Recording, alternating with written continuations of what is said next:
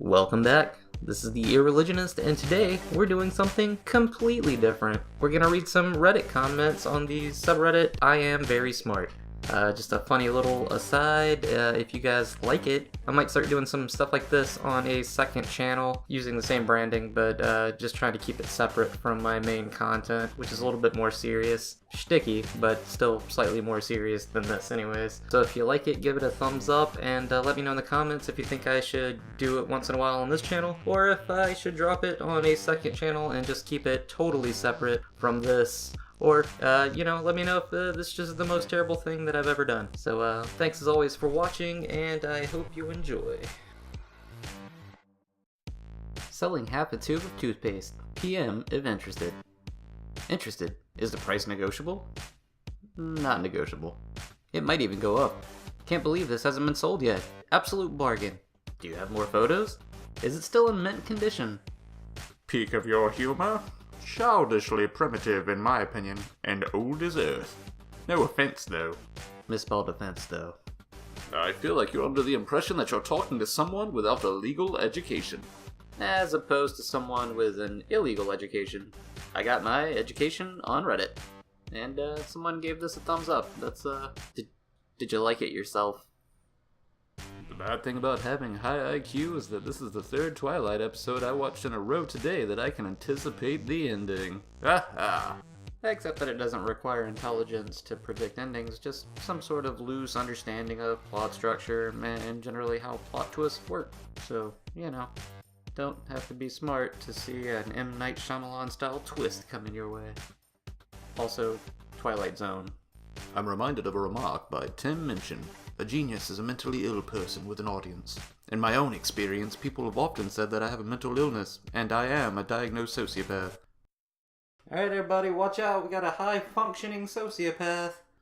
But I wouldn't say that this was either cause or consequence of my genius. I'm sure you're mistaking genius for Asperger's syndrome.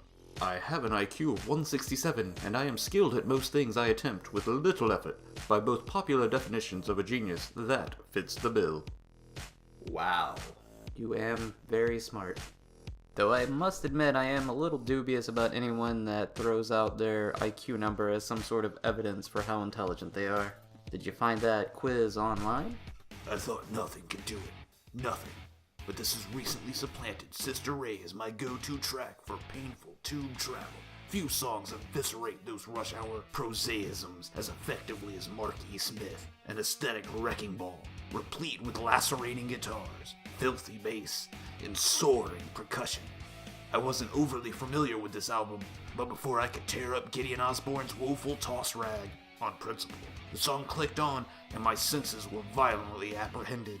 My head flooded with nefarious imagery, my pulse quickening. I found myself alone in a full carriage, save for my unsavory companion, warbling off into the ether. Apparent non-sequiturs, but on closer scrutiny, deep with meaning and mischief. 100% of non-smokers die. At 4:56 it kicks up a gear, or 3.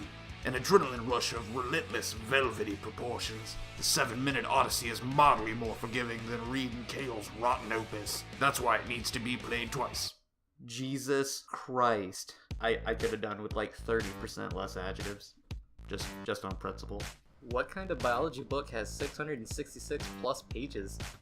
Especially a high school one. This reeks of falsified and homosexual. I, unlike common folk, attended an elite private institution for my secondary education, in which we were given higher standards than that of a public school.